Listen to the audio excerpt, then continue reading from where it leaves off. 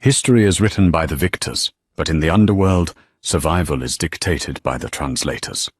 One wrong verb, one missed inflection, and a business deal turns into a bloodbath.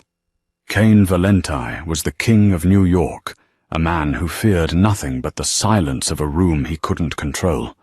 He was minutes away from walking into a trap set by the Russian Bratva, blinded by a translator who was too scared to speak the truth. He needed a miracle. He didn't expect to find it in a waitress wearing a stained apron, pouring cheap whiskey, who understood exactly why the man across the table was smiling. This is the story of how a spilled drink and 5 languages saved a Mafia empire. The neon sign above the rusty nail flickered with a dying buzz, casting an intermittent red glow over the wet pavement of Hell's Kitchen. Inside, the air smelled of stale beer, lemon polish, and the distinct metallic tang of desperation. Hunter Bennett adjusted her apron, the strings digging into her waist. She was 26, but her eyes held the exhaustion of someone who had lived 3 lifetimes. To the regulars, dock workers, petty thieves, and exhausted beat cops, she was just Hunter, the quiet girl who never messed up an order, never smiled too much, and never asked questions. That was the point. Invisibility was a shield. Table 4 needs a wipe down, Bennett, the manager, a greasy man named Rick, barked from behind the bar. And look alive, we got high rollers coming in. Private booking in the back booth. Hunter nodded, keeping her head down. High rollers, at the Rusty Nail, usually meant drug dealers who had made an extra $1,000 that week and wanted to flash it. But tonight felt different. The air in the dive bar shifted. The usual hum of conversation died instantly as the front door swung open. 4 men walked in. They didn't move like the local dealers. They moved like predators entering a pen of sheep. They wore suits that cost more than the building. Italian wool, bespoke cuts that hid shoulder holsters perfectly. In the center was Cain Valenti. Hunter froze near the jukebox. Everyone knew the face. It had been plastered across the New York Post 6 months ago, during the racketeering trials, usually accompanied by headlines like "The Untouchable Don." He was taller in real life, his presence sucking the oxygen out of the room. He had dark hair swept back, a scar cutting through his left eyebrow, and eyes that scanned the room with terrifying precision. "Back booth," Cain said. His voice was low, a rumble of gravel. "And clear the room. Everyone out." His guards didn't have to ask twice. They moved through the bar, flashing guns tucked into waistbands. Patrons scrambled, leaving half-finished beers and change on the tables. "You too, sweetheart." One of the guards, a stocky man with a broken nose, grunted at Hunter. "Leave her," Cain said, sliding into the red leather booth in the back corner. He didn't look at Hunter. He looked at his watch. "Someone needs to bring the drinks. Just keep her out of earshot until we need refills." Hunter felt a cold shiver trace her spine. She should have run. She should have walked out the back door and never come back. But the rent on her studio apartment in Queens was 2 weeks late, and Rick would fire her without hesitation. She retreated to the far end of the bar, pretending to clean glasses. 10 minutes later, the second group arrived. They were different. Lighter hair, harsher faces, smelling of expensive cologne and cold tobacco. Russians, the Bratva. Leading them was Nikolai Volkov, a man known for feeding his rivals to pigs in the marshes of Jersey. The atmosphere in the bar became brittle. One wrong move, and the glass windows would be painted red. Cain sat opposite Nikolai. Between them sat a nervous, sweating man in a cheap grey suit, Cain's translator. "Whiskey," Cain called out, signaling Hunter. "Bottle, 4 glasses." Hunter grabbed a bottle of Macallan, the only good stuff they kept in the safe, and 4 tumblers. She walked towards the booth, her heart hammering against her ribs. She kept her eyes on the tray. As she approached, the conversation stopped. She set the glasses down. Her hands didn't shake. She had been trained better than that.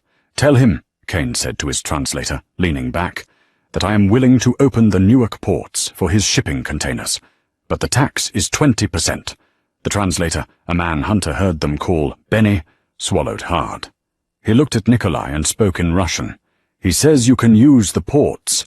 He asks for 20%. Nikolai laughed. It was a wet, ugly sound. He turned to his own lieutenant and spoke rapidly in Russian, his voice too fast for Benny to catch the nuance. Tell the American dog he is dreaming. We will take the ports, and once he signs the access papers tonight, we will slit his throat in the parking lot. Hunter's hand froze on the bottle of Macallan. Nikolai turned back to Kane, smiling a wide, shark-like grin. He spoke in Russian again, slower this time, for Benny. Tell him we accept his terms. We are happy to do business. Benny, the sweat now dripping down his temple, turned to Kane. Boss, Nikolai says he is honored. He accepts the 20%. He says you are a generous man. Kane nodded, his shoulders relaxing slightly. He reached into his jacket pocket and pulled out a gold fountain pen and a folded document. Good, Kane said. Let's sign. He uncapped the pen. The tip hovered over the paper. Hunter looked at the Russian. He was gripping a steak knife under the table, his knuckles white. If Kane signed, he died. If he died, the witnesses died. That meant Hunter died. The training she had buried for 5 years, the lessons from her father, the diplomat, before he was assassinated in Belgrade, kicked in. Hunter slammed the whiskey bottle down on the table. The sound cracked like a gunshot. Don't sign it, she said. The silence that followed was absolute. Kane slowly turned his head to look at her. For the first time, he actually saw her. Not as a waitress, but as an obstacle. His eyes were the color of ice. Excuse me? Kane asked, his voice dangerously soft. Get the girl out of here, the guard with the broken nose snarled, stepping forward. He's lying to you, Hunter said, her voice steady, though her knees were trembling. She switched her gaze to Benny, the translator. And he is incompetent. Benny turned red. You shut your mouth, bitch. I speak fluent. Hunter ignored him. She looked directly at Kane. The Russian didn't say he honored your terms. He said, tell the American dog he is dreaming. He told his lieutenant that once you sign the access papers, they are going to cut your throat in the parking lot. Kane didn't move. He didn't look at the Russians. He just stared at Hunter. You speak Russian?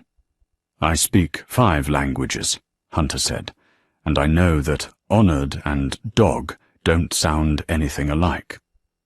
Nikolai, realizing the tone had shifted, barked something in Russian. What is the whore saying? Without hesitation, Hunter replied in flawless, crisp Russian. Her accent wasn't the rough street slang of Moscow. It was the refined, high-society dialect of St. Petersburg.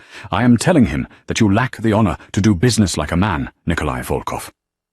So you resort to knives under the table. Nikolai's face went purple. He stood up, knocking the table. Who are you? Kane raised his hand. The motion was small, but it commanded the room. His guards raised their weapons instantly, aiming them at the Russians. The Russians drew theirs. The bar became a standoff. Kane looked at Benny. Is she telling the truth? Benny was hyperventilating. Boss, They speak so fast. Dialect is heavy, I thought. Get out, Kane said. Boss, run, before I change my mind. Benny scrambled out of the booth and bolted for the door. Kane turned his gaze back to Hunter. He looked at her cheap uniform, her messy bun, the stain on her apron. Then he looked at the calmness in her eyes. Sit down, Kane commanded. I have tables to clean, Hunter said. Kane pulled a gun, a matte black Glock, and set it on the table. I said, sit down. You are my translator now. Hunter hesitated, then slid into the booth where Benny had been. She was sitting next to the most dangerous man in New York, across from the most dangerous man in Moscow. Ask him, Kane said, his eyes never leaving Nikolai, if he wants to renegotiate, or if he wants to die in a dive bar in Hell's Kitchen. Hunter turned to Nikolai. She channeled her father's voice. The diplomatic coldness that could freeze a room.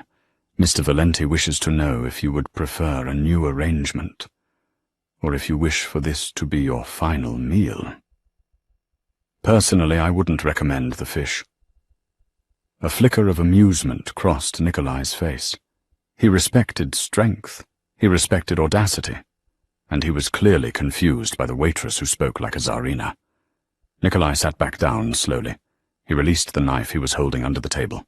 "Tell him," Nikolai grunted, 30% tax, and I want access to the Queen's warehouse. Hunter turned to Kane. He counters with 30% and wants the Queen's warehouse.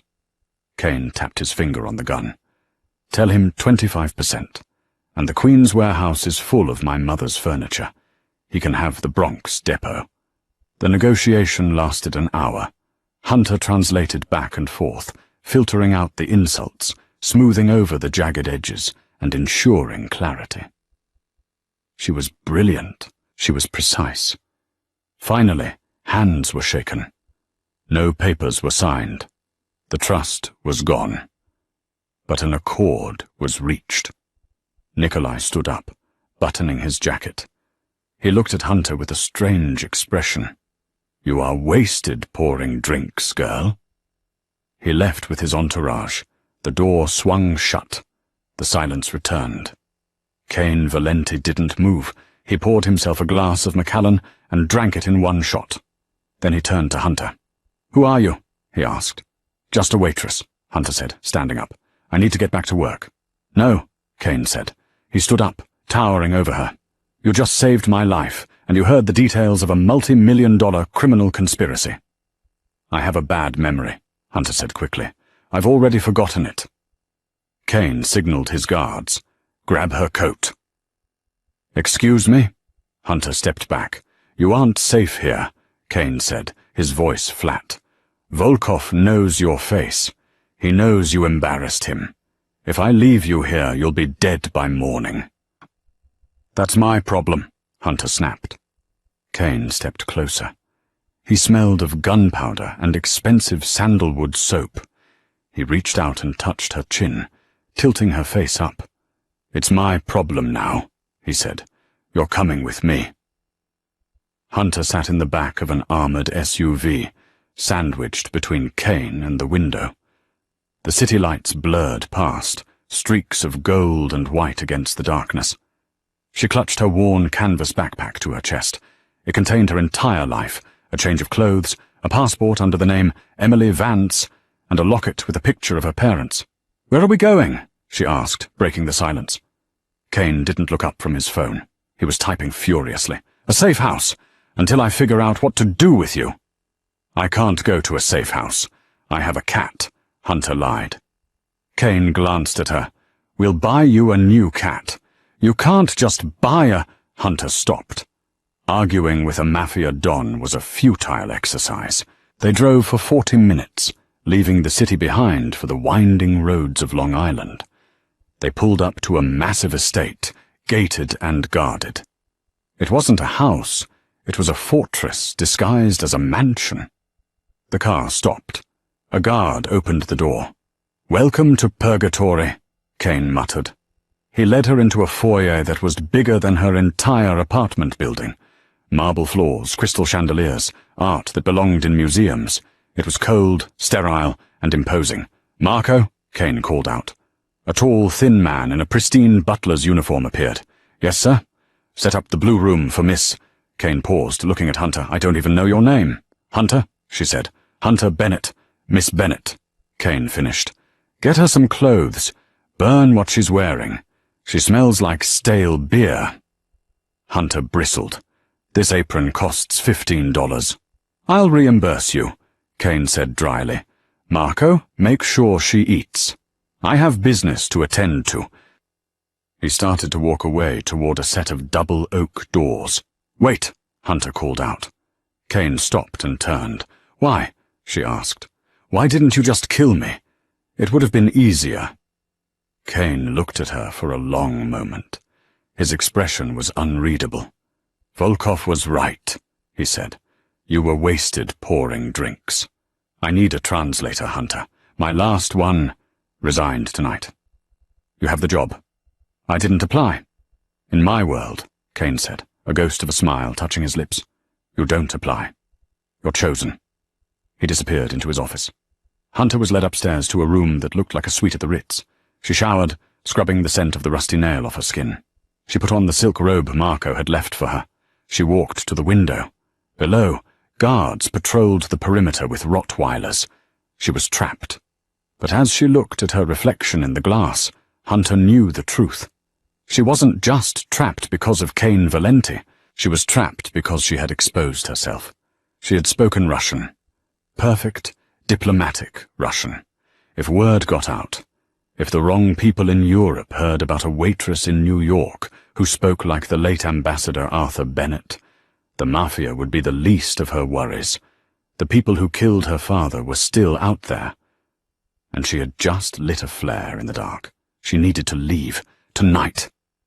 She went to the door and tried the handle, locked from the outside. Panic rose in her throat. She moved to the window. It was a 20-foot drop. Suddenly the lock clicked. The door opened. It wasn't Cain. It was a woman. She was stunning. Tall, blonde, wearing a dress that looked like it was painted on. She held a suppressed pistol at her side.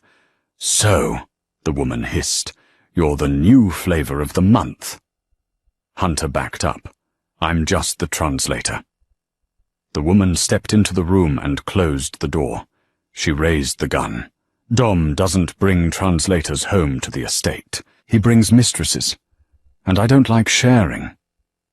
Hunter's eyes widened. She realized two things instantly. First, this woman was Cain's jealous ex or current lover. Second, she was high. Her pupils were pinpoint small. "You have the wrong idea," Hunter said, raising her hands. "I work at a dive bar. I smell like fries." "You're pretty," the woman spat, in a mousy, tragic way. "Dom loves tragic cases." She raised the gun higher, aiming at Hunter's chest. "Say goodbye, mouse." Hunter stared down the barrel of the suppressed pistol. Her heart hammered a frantic rhythm against her ribs, but her breathing remained controlled. Inhale for 4, hold for 4, exhale for 4. It was the tactical breathing her father had taught her when she was 12, the same year he started checking under his car for explosives. The woman, whom Hunter would later learn was named Bianca, was vibrating with a cocktail of narcotics and rage. Her finger twitched on the trigger. "He doesn't need you," Bianca slurred, her eyes wild. "I was with him when he was nobody. I know where the bodies are buried." "If you shoot me," Hunter said, her voice dropping an octave, calm and authoritative, "the noise will alert the guards in the hall. Even suppressed, the slide action is loud. Cain will be here in 10 seconds. And if he finds you standing over a corpse in his house, what do you think he will do to you?" Bianca hesitated. The logic pierced through her high. I'll say you attacked me." "I'm wearing a bathrobe," Hunter pointed out. "You have a gun. The physics don't work, Bianca." Bianca's eyes narrowed. "Shut up." She stepped forward, closing the distance, extending the gun to press it against Hunter's forehead. That was the mistake. You never close the distance if you have a projectile weapon. It negates the advantage. As the cold metal touched Hunter's skin, instinct took over. It wasn't a choice. It was muscle memory burned into her by private security contractors in Brussels and self-defense instructors in Vienna. Hunter's left hand snapped up, batting the barrel of the gun outward, away from her face. Simultaneously, her right hand clamped onto Bianca's wrist, twisting it violently downward while she stepped into the woman's personal space. There was a sickening snap of cartilage. Bianca screamed, dropping the gun. Hunter didn't stop. She swept Bianca's legs out from under her, driving the woman into the plush carpet. In a heartbeat, Hunter was on top of her, pinning Bianca's good arm with her knee and pressing her forearm against Bianca's windpipe. Not enough to kill, but enough to terrify. The door flew open. Cain stood there, his tie undone, his gun drawn. Behind him, Marco the butler held a shotgun. Cain took in the scene. His ex-girlfriend, a known volatile element, pinned to the floor by the mousy waitress he had picked up an hour ago. Hunter looked up, her hair falling over her face, her eyes fierce. "She has a gun," Hunter said, breathless. "It's under the bed." Kane lowered his weapon slowly. He looked at Bianca, who was sobbing, and then at Hunter. He gestured to Marco. "Get Bianca out of here," Kane said, his voice terrifyingly calm. "Put her in a car. Drive her to the airport. If she ever steps foot in New York again, she disappears." "Dom, please!" Bianca wailed as Marco hauled her up. "She attacked me. She's a witch!" Marco dragged her out, closing the door. Kane holstered his gun. He didn't move toward Hunter. He stayed by the door, studying her like she was a puzzle he couldn't solve. "You disarmed her," Kane stated. Hunter stood up, tightening her robe. The adrenaline was fading, leaving her shaking. "I got lucky. She was high." "Luck is winning a coin toss," Kane said, walking into the room. He bent down and retrieved the gun from under the bed. He ejected the magazine and cleared the chamber with a fluid motion, disarming an assailant, pinning them, and controlling the airway without killing them. That isn't luck. That's training. He tossed the empty gun onto the duvet. He stepped closer to Hunter, invading her space. The air between them crackled with electricity. "Who are you?" "Hunter Bennett." "I told you," she lied, backing up until her legs hit the edge of the bed. "My father was strict. He put me in self-defense classes." Kane laughed, a short, dry bark. "I have men on my payroll who served in the Green Berets who couldn't have taken Bianca down that clean. You move like a ghost. You speak Russian like a diplomat. You handle a gun like a soldier." He placed his hands on either side of her, trapping her against the bed frame. His face was inches from hers. She could see the flecks of gold in his dark eyes. "I have enemies, Hunter. Real enemies. The Bratva, the Triads, the FBI. If you are a plant, if you are working for them, tell me now, and I will make your death quick." Hunter looked him in the eye. "I'm not working for anyone. I'm running from everyone." Kane paused. He searched her face for a lie, but he found only a raw, painful truth.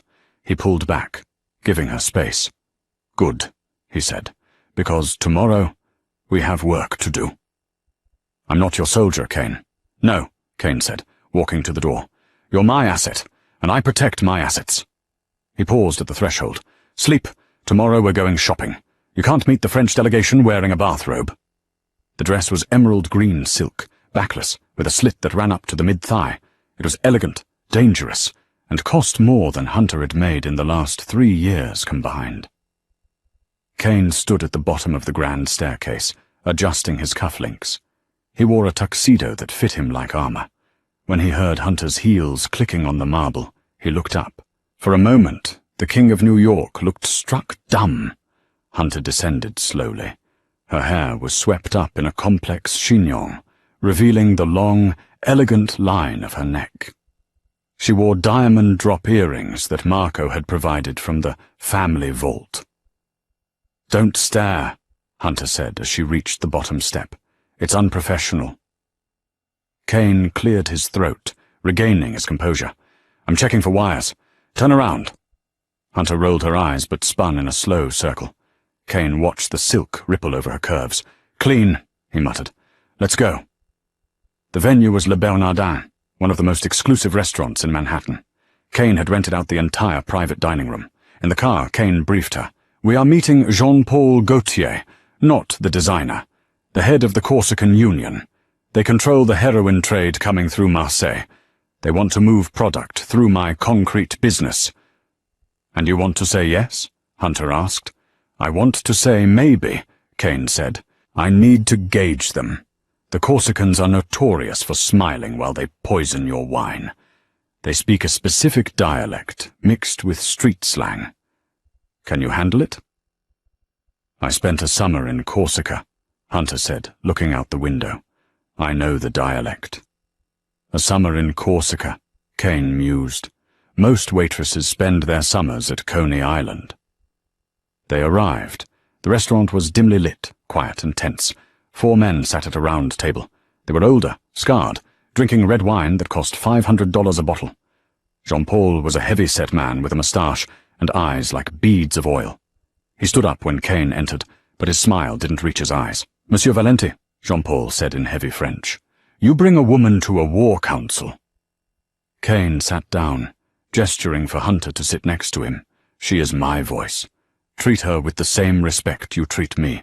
Hunter turned to Jean-Paul and spoke in flawless, rapid-fire French, lacing it with the rough, guttural slang of the Corsican docks. Monsieur Valenti wishes to express that while he respects the Union, he prefers his business meetings to be civilized, and in America we do not dismiss women who are smarter than us. Jean-Paul raised an eyebrow. He laughed, delighted. She has fire. Good. Let us eat. The dinner proceeded. Courses came and went. Sea urchin, truffle pasta, wagyu beef. Hunter translated back and forth, navigating the complex negotiations. Kane was tough, demanding 40% of the distribution cut. Jean-Paul pushed for 25%. Under the table, Kane's hand rested on Hunter's knee. It was possessive, grounding.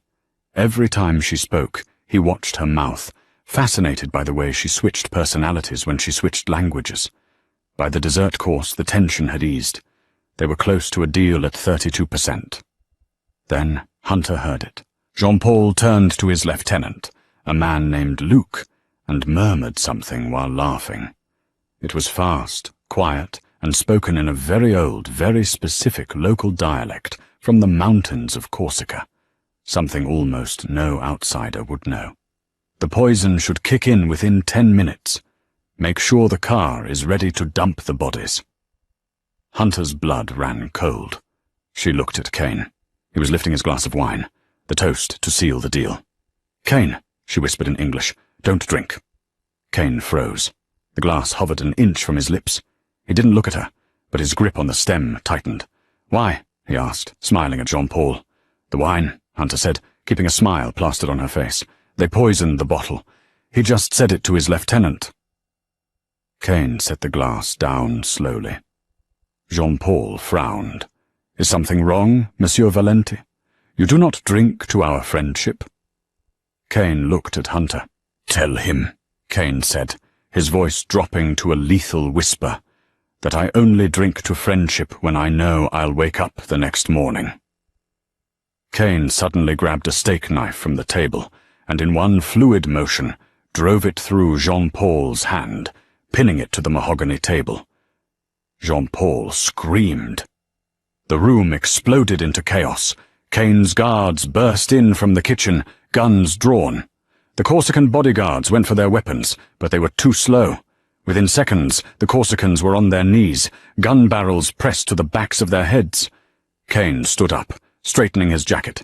He picked up his wine glass. He walked over to Jean-Paul, who was whimpering, clutching his impaled hand. "You tried to kill me in my own city," Kane said. He handed the wine glass to Jean-Paul's lieutenant. "Drink it." The lieutenant shook his head, terrified. "No, please. Drink it," Kane roared.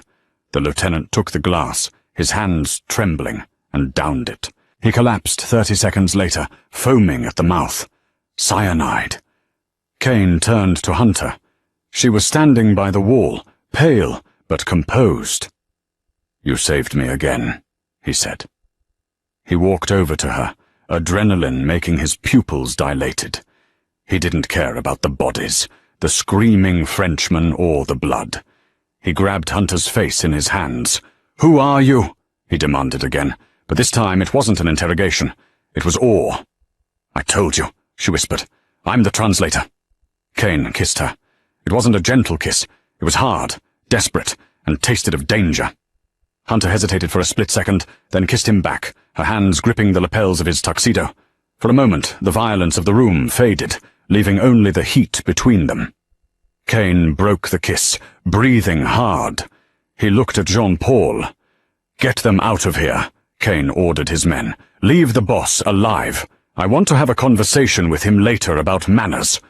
He took Hunter's hand. "Come on, we're leaving." "Where?" Hunter asked. "Paris," Kane said. "This hit was ordered by someone higher up than the Corsicans. We need to find the source, and you're the only one who can speak the language." The private jet soared over the Atlantic at 40,000 feet. The cabin was silent, save for the hum of the engines. Hunter sat in a leather recliner, staring at the clouds. Kane was across from her, reviewing files on a tablet. He had been quiet since they left the restaurant. "You didn't just learn French in a summer," Kane said, not looking up.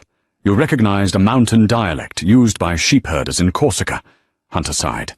She knew she couldn't keep lying. "Not completely. My father was Arthur Bennett," she said softly. Kane's head snapped up. He dropped the tablet. "Arthur Bennett, the U.S. ambassador to Serbia, the one who was assassinated in the Belgrade bombing 5 years ago?" "Yes," Hunter said. "I was in the car behind him. I saw it happen." Kane stared at her. The pieces were falling into place. "That's why you have the training, the diplomatic corps, the private security detail." "I was groomed to follow in his footsteps," Hunter said. 5 languages by the time I was 20. Tactical driving, negotiation. But after he died, I realized it wasn't a terrorist attack. It was a hit. Someone inside the State Department sold him out.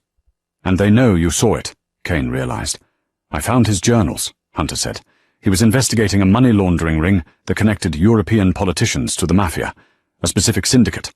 "Which one?" Kane asked. Hunter looked at him.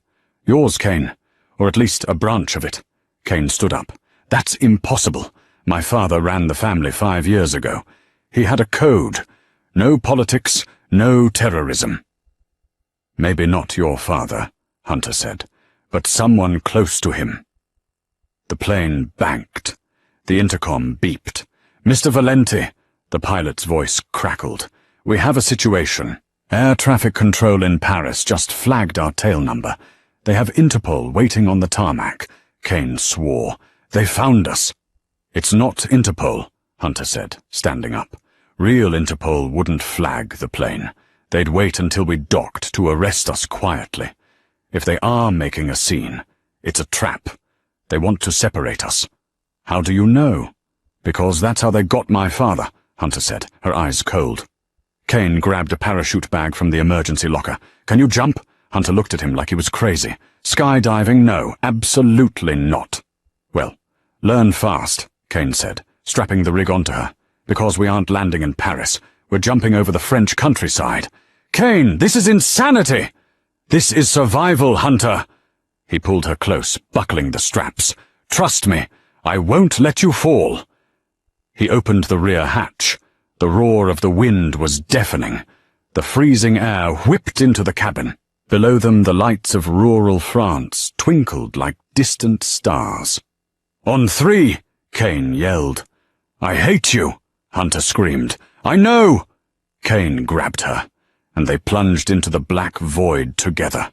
The world was a screaming void of freezing wind and terrifying darkness.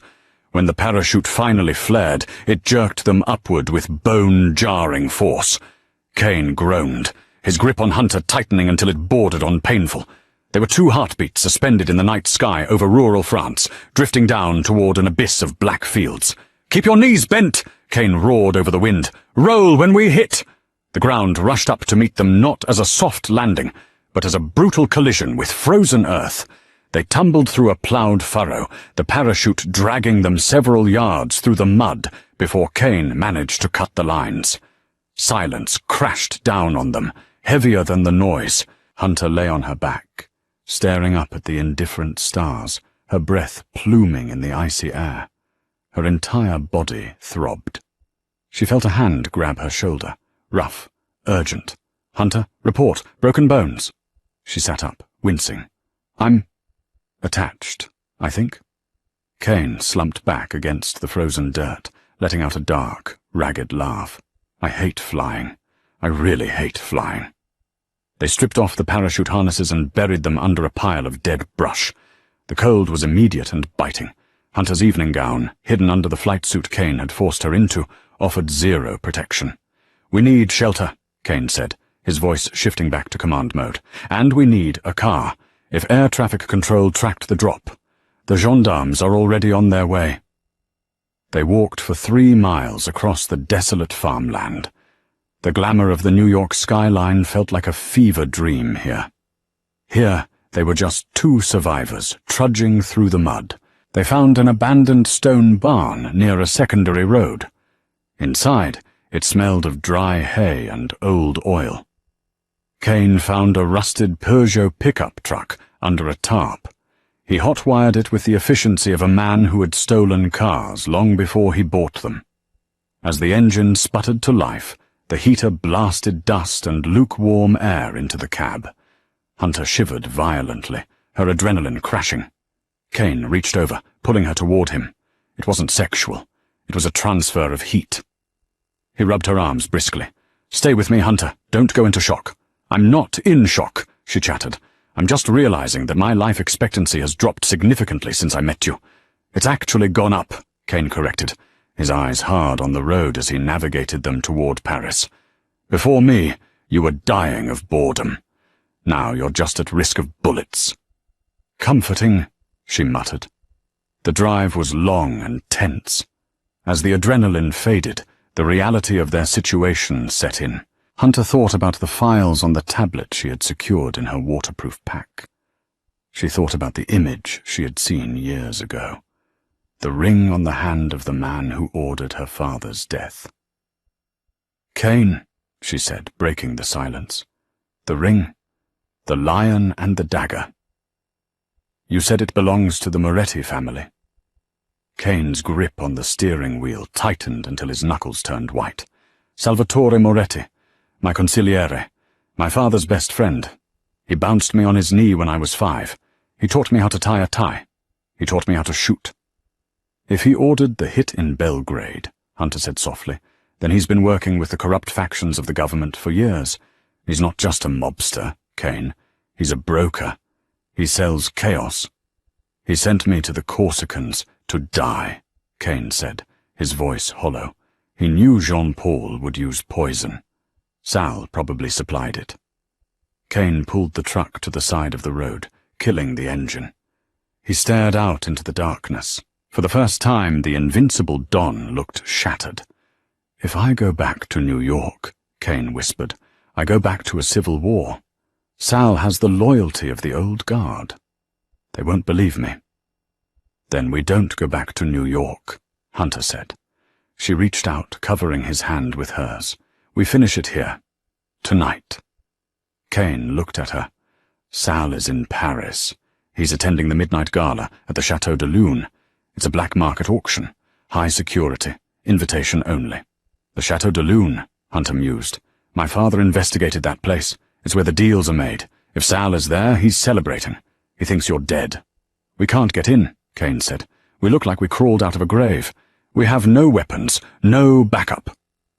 Hunter smiled, a cold, dangerous expression that she had learned from watching him. "We don't need weapons, Kane. We have the tablet. We have the truth. And you have me." Underscore, underscore, underscore, underscore, underscore, underscore, underscore, underscore, underscore, underscore, underscore, underscore, underscore, underscore, underscore, underscore. 3 hours later, the Chateau de Lune was glowing like a jewel in the French countryside. Luxury cars lined the driveway. Rolls-Royces, Bentleys, Maybachs. A sleek black Mercedes pulled up to the valet. Kane Valenti stepped out. He had raided one of his emergency safe houses in the 4th arrondissement. The mud was gone, replaced by a bespoke tuxedo that fit his broad shoulders like armor. He looked lethal, composed, and terrifyingly alive. He walked around the car and opened the passenger door. Hunter stepped out. She was no longer the waitress. She was a vision of vengeance wrapped in midnight blue velvet. The dress was modest in the front, but plunged dangerously low in the back. Her hair was swept up in a severe, elegant chignon, revealing the diamond choker Kane had placed around her neck. She took his arm. Her heart was hammering against her ribs, but her face was a mask of bored aristocracy. "Ready to walk into the lion's den?" Kane murmured as they approached the massive oak doors. "I'm the lion tamer," she whispered back.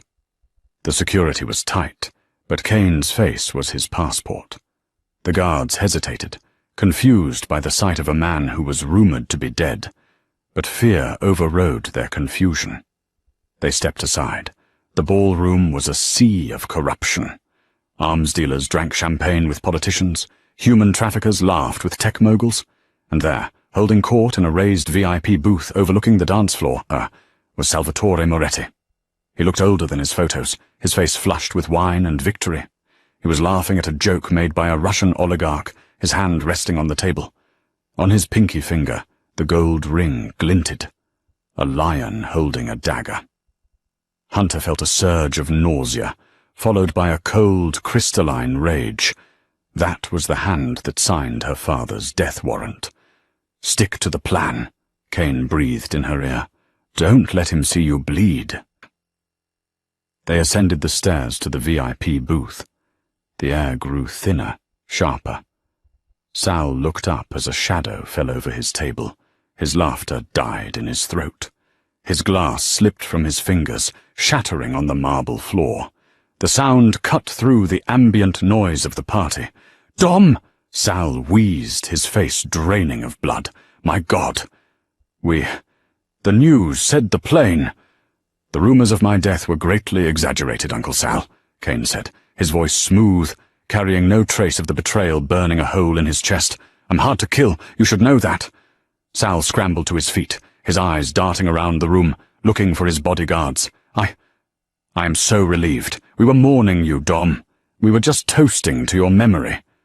"Toasting to my memory," Kane repeated, stepping closer. "Or dividing my empire. Don't be ridiculous." Sal laughed nervously, sweat beading on his forehead. He looked at the Russian oligarch and the French minister sitting at the table. "Gentlemen, look! A miracle!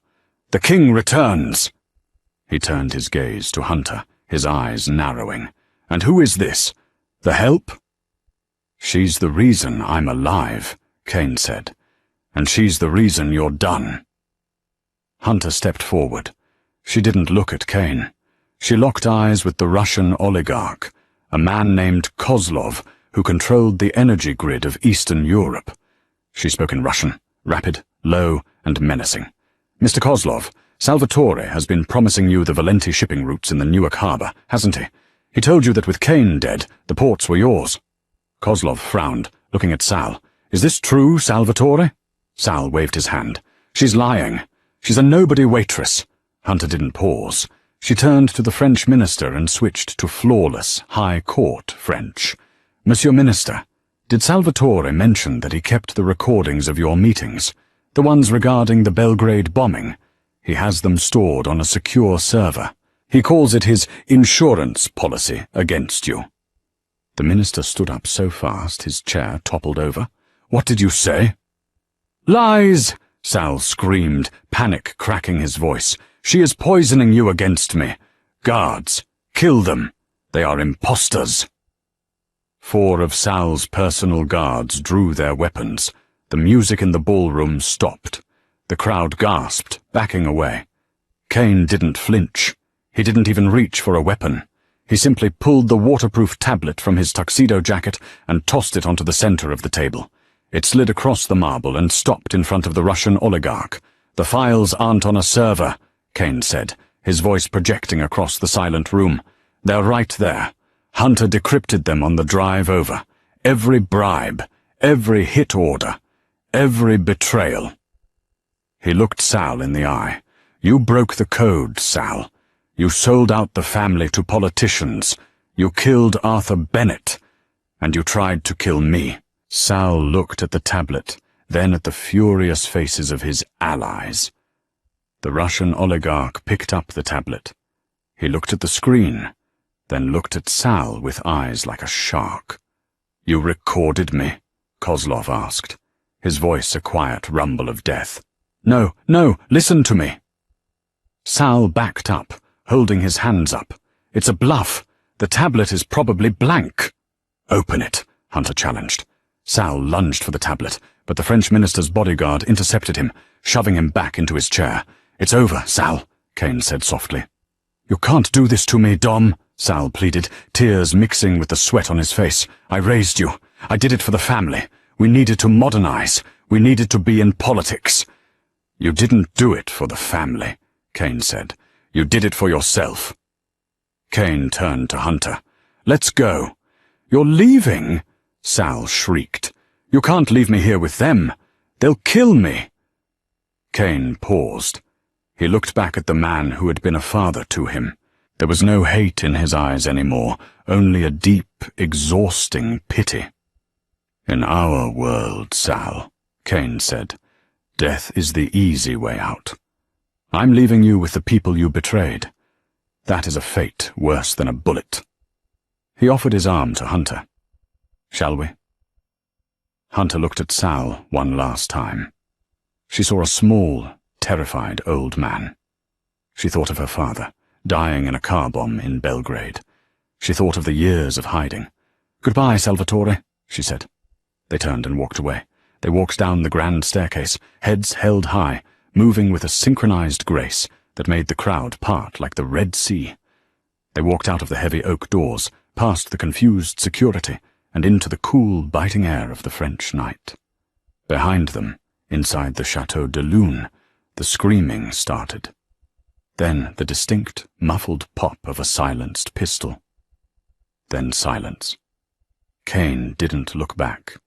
He walked until they reached the black Mercedes. He leaned against the hood, letting out a breath that seemed to carry the weight of 20 years. He looked up at the moon. "He's dead," Kane said. It wasn't a question. "Yes," Hunter said. She stood next to him, the adrenaline draining away, leaving her trembling. Kane turned to her. He saw the tremor in her hands. He reached out and took them, pulling her close. His eye searched her face, mapping every inch of it. "You were incredible," he whispered. "You took down the old regime with 3 sentences." "I told you," Hunter said, her voice shaky but proud. "I know the language of diplomacy, and the language of war." "You're the most dangerous person I've ever met," Kane said. He brushed a stray lock of hair behind her ear. "And I employ hitmen." "Does this mean I get a raise?" she asked, trying to joke, though her eyes were wet. "No," Kane said seriously. "It means you're fired." Hunter froze. "What?" Kane stepped closer, eliminating the space between them. He wrapped his arms around her waist, possessing her completely. "I can't have you on the payroll, Hunter. It's a conflict of interest." "Conflict of interest?" she repeated, breathless. "I don't want a translator," Kane said, his voice rough with emotion. "I don't want an employee. I want a partner. I want a queen. I want you to wake up next to me every morning and tell me I'm an idiot in 5 different languages." He leaned down, his forehead resting against hers. "I love you, Hunter. I think I've loved you since you slammed that whiskey bottle on the table." Hunter looked at him, really looked at him. She saw the scars, the danger, and the overwhelming loyalty. "The hours are going to be terrible," she whispered, "and the retirement plan is non-existent." "But the benefits," Kane murmured, brushing his lips against hers, "are to die for." Hunter grabbed his lapels and pulled him down. "Deal." She kissed him. It wasn't the desperate kiss of survival, nor the terrified kiss of the plane. It was a seal, a contract written in breath and heartbeat. The waitress from Hell's Kitchen was gone. In her place stood the matriarch of the Valenti crime family. And as they stood there in the moonlight, Hunter knew that for the first time in her life, she didn't need to translate anything. The silence was perfect. And just like that, the waitress who was invisible became the most powerful woman in the syndicate. Hunter Bennett didn't just translate words. She translated power, loyalty, and love in a world that rarely understood any of them. Kane Valenti found his voice, but more importantly, he found the one person who could understand his silence.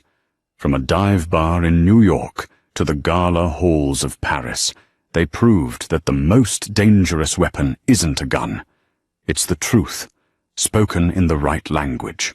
If you enjoyed this twisting saga of mafia romance, betrayal, and redemption, please hit that like button. It helps us create more stories like this. Don't forget to subscribe and turn on the notification bell so you never miss a chapter. What would you do if you found out your boss was a mafia don? Let us know in the comments below. Thanks for watching, and see you in the next story.